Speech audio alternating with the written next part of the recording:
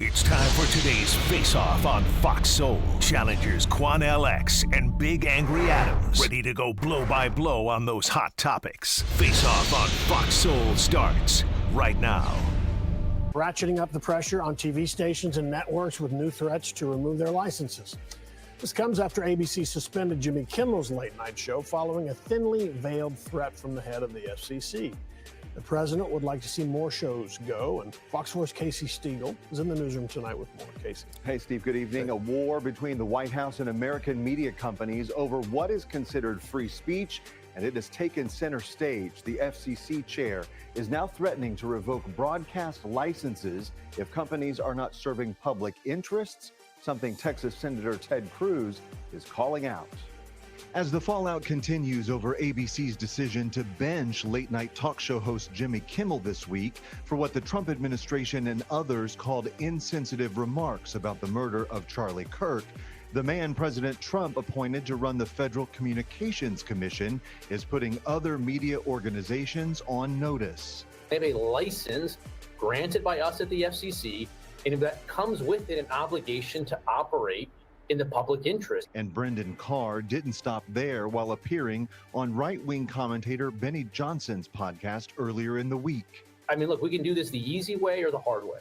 That comment set the internet on fire, so Senator Ted Cruz waded into the fight Friday. What he said there is dangerous as hell. Cruz linked it to the mob. He threatens it. He says, we can do this the easy way, but we can do this the hard way. Yeah. And I got to say, that's right out of Goodfellas. That's right out of a mafioso coming into a bar going, nice bar you have here. It'd be a shame if something happened to it. That's right, Goodfellas. You know, we always called each other Goodfellas. In this round, here's Quan LX. Charles, we just watched the news clip that's really being talked about all over America, especially in every media outlet and every mainstream media, linear media platform in America. I am not a fan of Senator Ted Cruz. I always find myself in opposition to Mr. Cruz, the senator from Texas. But in this particular aspect, in this particular case, he spoke the truth. It's as though the FCC chair is speaking like a mob boss, but he's speaking like an underboss to the real mob boss, which would be Donald Trump in this context.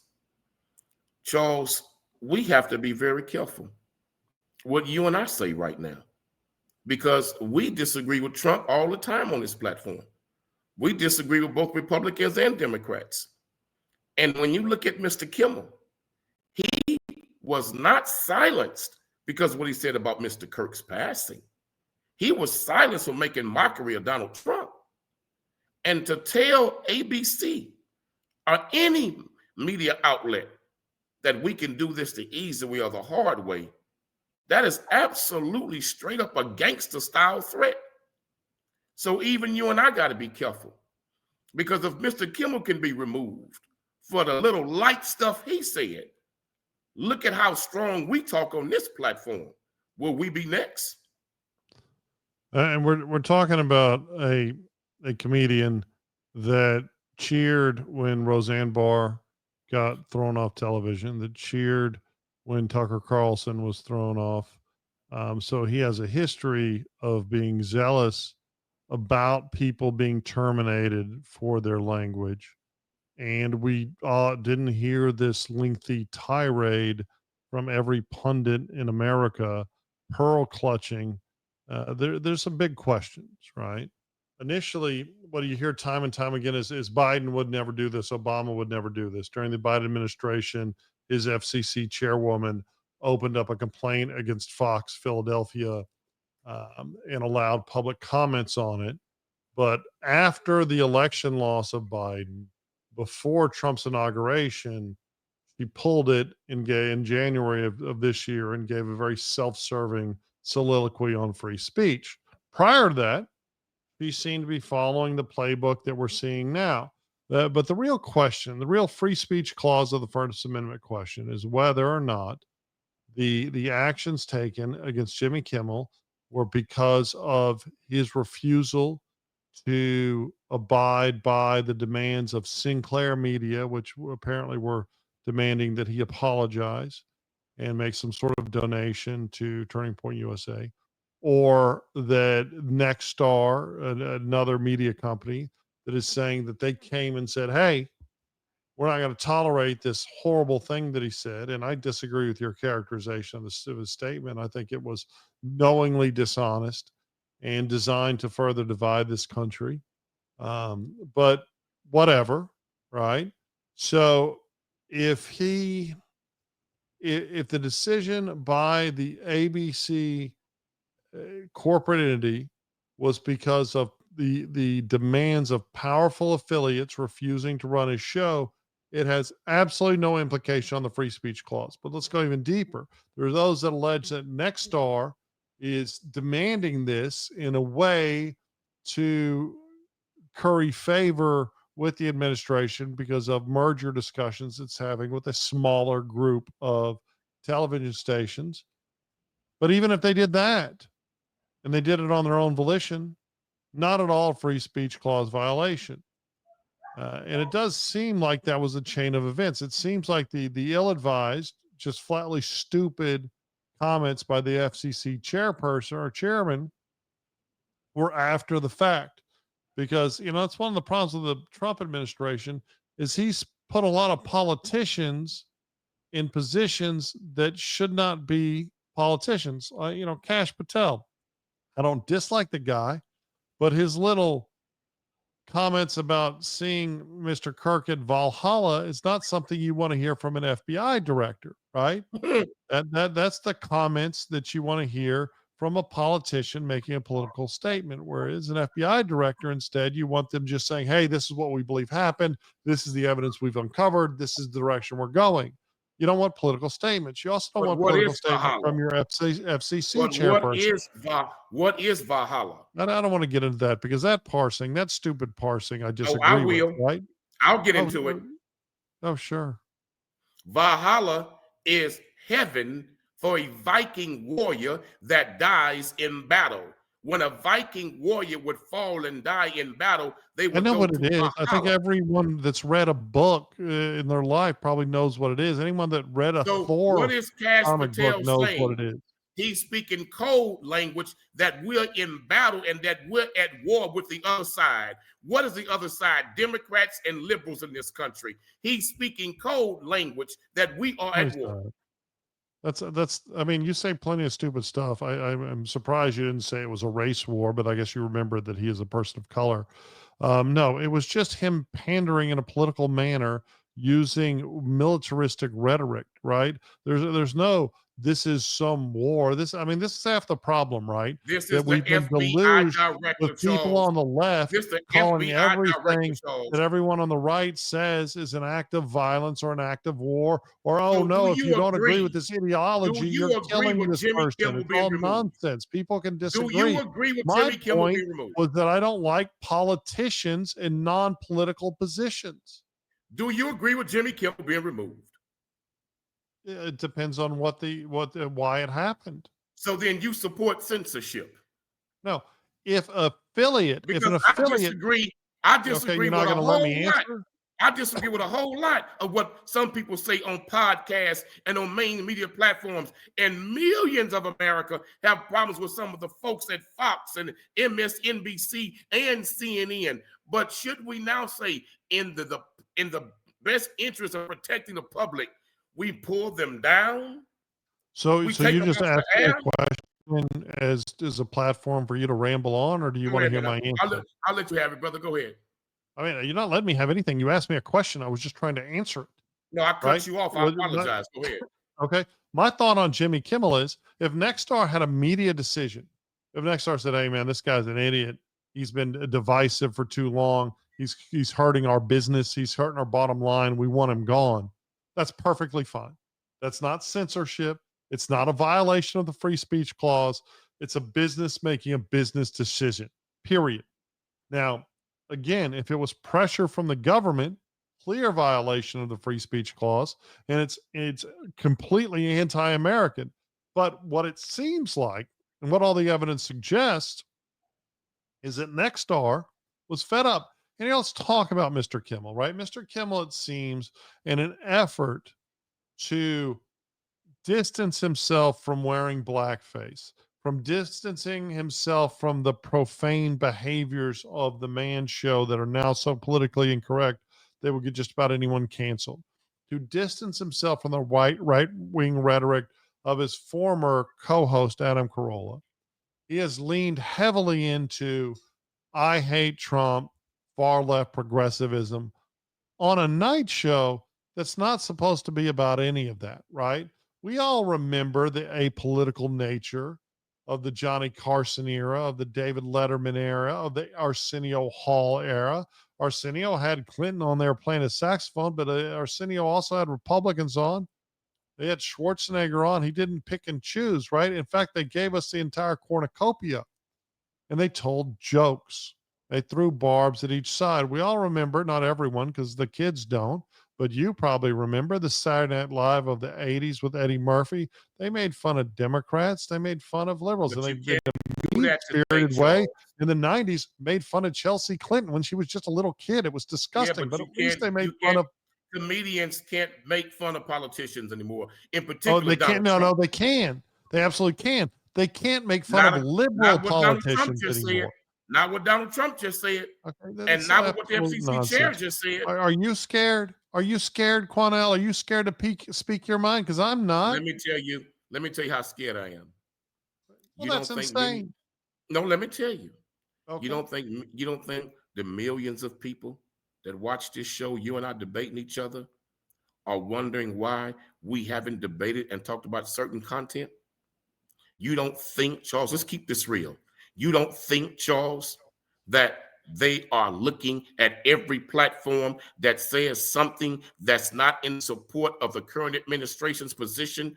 And if you're not in support of their position or speak against them, and you have a media platform that they're not looking to consider policing you and censoring you and pulling you off the air, let's quit pissing on the people's leg and telling them it's rain. We are all under watch right now, and we are all under threat, those of us who disagree in any context with the Trump administration. You see, I think what people are watching for now is people abjectly lying. I mean, you do have a problem with that. Abjectly lying into a microphone. I don't feel like anyone's ever asked me. I say bad things about Donald Trump all the time. I think he's a greedy tyrant. I don't think he has the American public's best interest at heart. I think he has his best interest at heart, period. But I think he's a demon created by the Democratic Party that has absolutely abandoned the concerns of the working class and told all of us, right, that we should pay more in taxes and expect less. We shouldn't expect the police to show up. And when they do show up, we shouldn't expect them to arrest a bad guy. And if they do arrest a bad guy, we should expect that bad guy to be freed right away. Unless, of course, it checks the wrong boxes in these big cities across America. And that wrong box, of course, is some sort of semblance of conservatism. You know, that's the real thing, is that comedians, what they can't make fun of nowadays is they can't, and they haven't been allowed to make fun of liberals for a long time. And we talk about the First Amendment. Let's talk about a free press, right? Barack Obama's administration was the very first administration to make it very, very, very clear. If you don't go along with the narrative, you don't have any access to the president. And that became the precedent, right? And then we listened to how Donald Trump threatened free speech all the while through the free press, all the while through his first presidency. But you know what he did every single day? He engaged a hostile press. What Biden did is Biden didn't take questions, whether it's because he's too senile or he didn't want to answer questions about his son's nonsense and his brother's nonsense. But I am absolutely not afraid to say whatever I think. I just know better than to lie about stuff. It's a new day, Charles. It's a new day in America. This is not 8 years ago. This is not 4 years ago. What we are living right now in America and what media people are experiencing right now is something they've never experienced before. Absolutely. When you have the current FCC chair. Did you say this when conservatives were fired during the Biden administration or during the Obama administration? No, you didn't. The easy way or the hard way. When we got a president that will say, I want to use my chair at the FCC to go after anybody that criticizes me. Charles, that's a new day in America, True. Charles. And You know what? Jimmy You know what's a Kimmel, scary day in America? You and know what I Jimmy think is a Kimmel scary is day in a America? comedian. Jimmy What I Kimmel think is is a a comedian. scary day in America is when a lunatic can take a gun and go shoot up a TV station in Sacramento, and then hours later, he's released on a nothing bond. Because California, most liberal-dominated cities and states, don't believe in putting violent criminals and holding them in jail anymore. And it's insane. But also, one of our Fox affiliates. And that's what's silencing people. One of our Fox affiliates had a bomb put under one of their TV trucks. No, they had a bomb. There's a war like against crazy liberals mad about people being able to speak their mind. These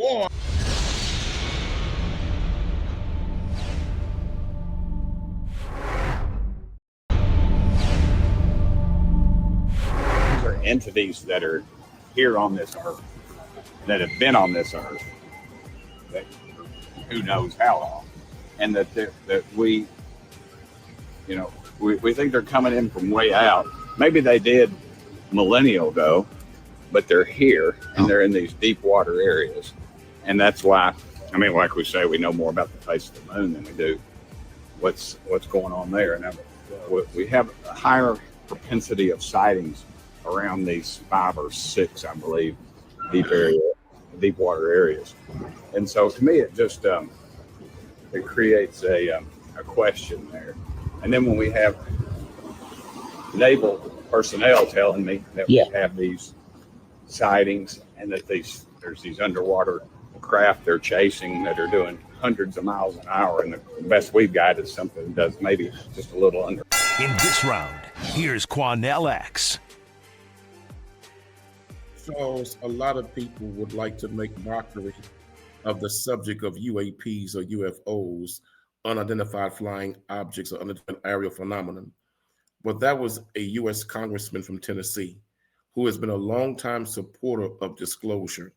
He has often worked with other networks that have been investigating privately these entities that we call UFOs. He has been privy to certain private meetings where he's admitted he cannot disclose everything that he was shown. Just a week ago, another congresswoman, she admitted, under the fear of possible threat, she admitted that she has been shown information, factual evidence that we have in our possession, the United States government, biological entities, meaning alien bodies that we confiscated in crashes that were shot down or crashed, and we have been studying these bodies. Charles, the American people are mature enough now, and I agree with the congressman and other politicians who've now signed on to a document, who've been holding these hearings. It's time for the American government to reveal to the American people the truth of what we call historically for so long UFOs, now UAPs. He's telling the truth. And you can tell he's being very cautious because he signed documents, as all those politicians do, who are on those committees, not to disclose what has been shown to them in these meetings. Yeah, I'm sorry. I'm always curious why the ones that come out with the truth are these weird little people that, this, suit 2 sizes too large, creepy little dude rambling. And, he's not frequently talking about UFOs or UAPs. He's talking about deep underwater aliens coming out from the very greatest depths of the ocean. He's talking about Atlantis style aliens. He talks about Representative Tim Burgett talks about all kind of incredibly crazy stuff. And then people want to indulge him because people are looking for some sort of purpose in life beyond actual life. And it's actual, that they find way too mundane. Our government isn't good at keeping secrets. If we had, mission and Men in Black, or if Roswell was actually not a weather balloon nonsense incident, but was really an alien encounter, everyone would know about it by now.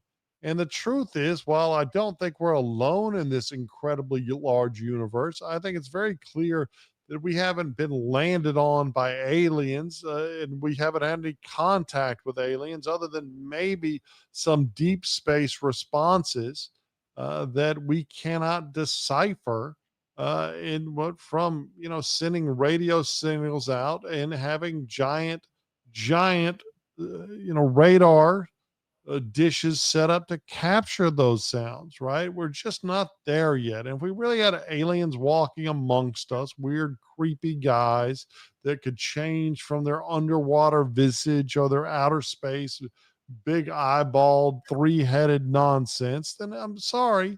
In this day and I would age of the like to- camera phone, we'd all I know want to- about it, Quanell. I want to encourage the American people, because this is no joke for me. I take this very seriously. I want to encourage the American people, go and do some simple Google research. Google alien- research. Do you know the Google absurdity of that aliens phrase? in the backyard of Las Vegas family. Go and do a simple Google research. Top Israeli NASA Was that Harry official. and the Hendersons Top that you're talking about? Israeli NASA official, the longest tenured space director in Israel, admitted the truth of alien life, admitted what America knows, and admitted that they've worked together in communicating with alien life. Go and Google the top official in Canada who came forward and admitted what they knew about alien life, and that, yes, it is real. These ain't just people who are small with oversized suits. These are the most highly intelligent people on Earth.